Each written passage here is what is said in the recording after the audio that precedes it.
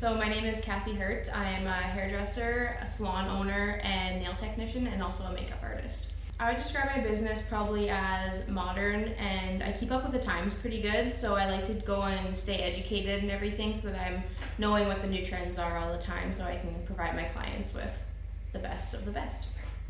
So I do everything hairstyling based. I do colors, haircuts, perms, all of it. So I do everything hairdressing, updos. I do everything to do with gel nails. So basically you can come in with no nails and I will provide you with nails and any designs that go on them. And then for makeup artistry, I mostly do grad and wedding season. I do holiday seasons as well, but it's not nearly as popular in a small town like Oyen. So I've been a hairdresser for 7 years now. I've been doing makeup for 3 and nails for 1.5 years. Yeah, so I opened this business particularly in the spring. It will be 3 years ago, but other than that, I was just working at other salons prior, and I just moved to Oyen and decided to start my own thing. I was really tired of working underneath somebody else for their benefit, and I was passionate enough about the industry that I knew I wanted to do it. And so when I did it on my own, it kind of just all came together, and I just realized how great it was to make your own hours, to schedule your own things. Like if you have a doctor's appointment, you can just say like, hey, I can't book a client right then and there, and instead of having to go to somebody else and say like, hey, can I have a day off, or hey, I'm sick today, and have them be upset with you or whatever. So it was really just being my own boss that made me really want to do it. No, I'm actually originally from Sceptre, Saskatchewan, and when I met my now husband, Doug Hertz, we moved back to Oyen so that we could be local. There's a lot of hours spent doing stuff as a business person. Like, you're not just an employee, you don't just go to work 9 to 5 and that be it. There's a lot of after hours marketing and phone calls and things that people don't necessarily see. There's a lot of behind the scenes work to make it all run together. So I guess it would affect a family just as there isn't enough time sometimes in a day to spend with the family and to do those things when you're trying to make sure that everything's running as a whole. So sometimes there's a little bit of lacking of attention to the family aspect. Has it been worth it so far? Yeah, there's been hard days, but it's worth it. It's difficult at times. It's hard, especially because I'm not originally from here, so it was difficult to kind of get my name out there, and it's slowly been building over the last couple of years. Other than that, it's nice because you get to know everyone on a little bit different of a personal basis rather than being in a big salon in a city. More local support. In what way do you mean local support? A lot of the times it's hard just because, like I said, people like convenience, right? So a lot of people will go quickly into the city and go, oh, I need a haircut, and they'll just pop into Tommy Guns or whatever, and it's like, oh yeah, we can get you in 10 minutes. Whereas sometimes they'll have to wait a day or 2 days to get in, and so then they just choose to go to the city, and it does hurt businesses like us because we're just a small community. We're not a big corporate that has a backbone that can support those times. So it's hard when you lose, say, 3 to 4 clients a month.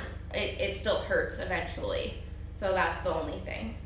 Yeah, and that's where it's hard because it's like, oh, I want to give it my all and I want to get all these people in the door and make them happy, but sometimes it's like you got to step back a little bit and think about your personal health, right? Like, oh, I could work till 10 o'clock tonight and make sure everybody gets their hair cut, or I could let them come in over my lunch break tomorrow. But it's always taking a little bit of a step back sometimes and realizing that you can't always do that. Sometimes you got to put yourself a little bit first and not always the client first, right? And a lot of the times when I was working in like city salons and stuff, it was kind of like go, go, go.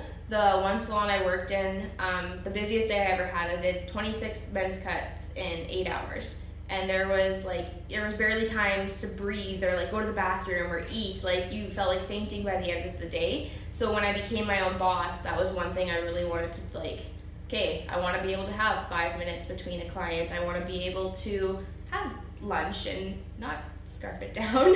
And so so that you're there, you're able to show up better for your clients. But sometimes it's hard because you want to just say like, oh, screw it, I won't eat lunch today, I'll just take that client, so that they get their haircut, everybody's happy, business is thriving. But sometimes it's hard to find that balance. So it would have been 4 years that I'd worked in city salons before we moved here. And it was different because a lot of those salons were walk-in basis. So sometimes you would have a client and you'd never see them again. So within a 20-minute appointment, you didn't want to ask too many questions, or you didn't really get close with them, I guess you could say. Whereas now many of my clients, like, you go through a lot with them because they're regulars and you see them often and they confide in you. So you definitely get to be closer with people in a smaller town like this having a salon. I guess the biggest issue running the business is that a lot of the times people like convenience. So a lot of the times, if they can't get in immediately, they'll go to the next person, or they will go to the city where they can get a service completed.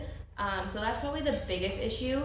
Another issue is getting product out here. With the new taxes and everything that's come into play with the government right now, they've upped our shipping and everything. So that's kind of difficult because when we need product, we want it quick, we want it efficiently, and a lot of the times the pricing of our product has increased, and so has the shipping and handling. So then it's kind of frustrating as a business owner to sell products for profit when you're also paying more. So it's hard to up your prices because you don't want to do that to your clients, but if you're spending that money, it's hard to make it back sometimes. Yeah.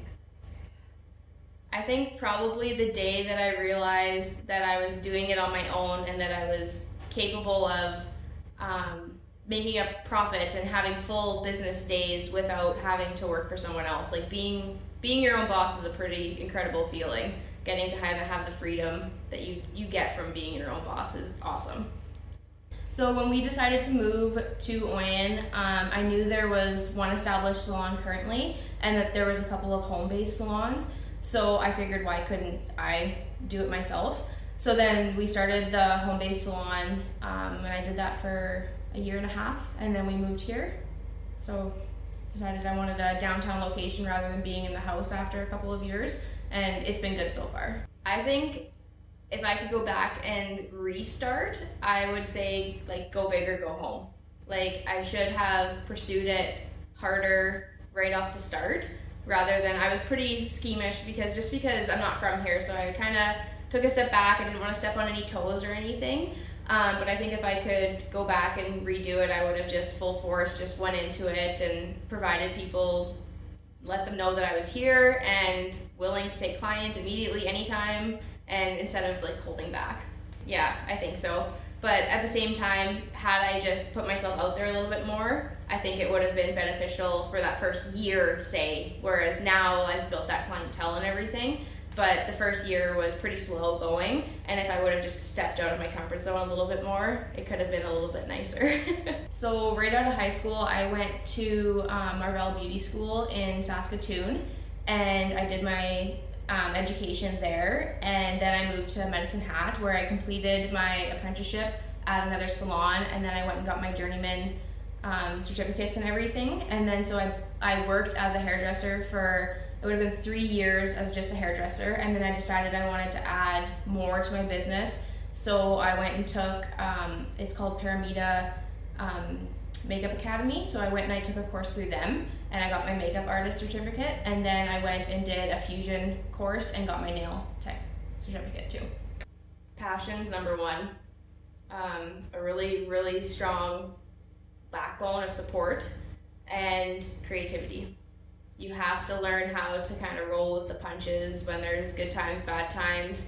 And my husband's been a really, like, without him, I wouldn't still be doing this. He's been really supportive, especially through all the nights that I'm like, oh, I'm not gonna be home for supper, or I'm gonna be home late, or he's always there making supper for me, or he does the laundry for me. And even sometimes I'll go home and I'll have my salon towels. I'm like, oh, forgot to do my salon towels, and he does them, and he even knows the right way to fold them. So he's been a pretty good support system through it all. Be sure about it.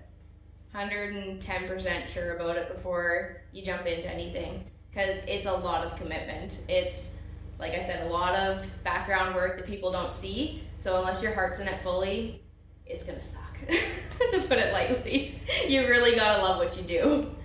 That's what I always tell people. I said, doing hair and stuff really isn't work, because you're sitting there, you're talking to people all day, you give them a coffee, you chit chat, and then all of a sudden they're leaving and your day's done, and it's like, oh, I just talked to people for 8 hours and I don't feel like I worked. But I'd rather have it that way than counting down the hours to go home. So Yeah. I share this building with Shelby Blair. She runs Hidden Gem Day Spa. So she does everything esthetician wise. So we basically kind of feed off of each other. Like everything that I don't do, she does. So we work really well together. The one I always go back to is that I have a new client a new boss every 2 to 3 hours, and that's who I'm trying to please in that time frame. Because each of my clients they're in control. They know what they want, they tell me what they want, and they're my boss in that time frame.